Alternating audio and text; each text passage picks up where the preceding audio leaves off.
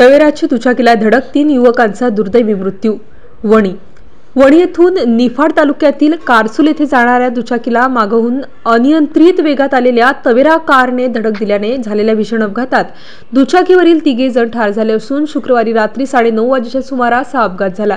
याबाबत पोलिसांनी दिलेली माहिती अशी की मंगेश रमेश हिलीम वय वर्ष 23, विजय रमेश हिलीम वय वर्ष 16, गौरव तुकाराम पवार वय वर्ष 20 सर्व राहणार कारसूळ तालुका निफाड असे 3 युवक MH15 BA 2229 या क्रमांकाच्या दुचाकीवरून वणी येथून कारसूळ येथे शुक्रवारी रात्रीचे सुमारास जात असताना मागून भर वेगात MH19 AP 9933 या क्रमांकाची तवेरा कार भरधाव वेगात आली. या कारने पुढे जात असलेल्या दुचाकीला जबर धडक दिली. झालेल्या या भीषण अपघातात नमूद 3 कारसूळ येथील 3 युवक ठार झाले. अपघाताची माहिती मिळताच परिसरातील नागरिक, रस्त्यावरील वाहन चालक व पोलीस घटनास्थळी पोहोचले. तोपर्यंत अपघात करून तवेरा कार चालक जखमींना वैद्यकीय उपचारासाठी मदत न करता घटनास्थळावरून फरार झाला होता. दरम्यान या 3 युवकांना वणी ग्रामीण रुग्णालयात दाखल केले असता वैद्यकीय अधिकारी यांनी त्यांना तपासाअंती मृत घोषित केले.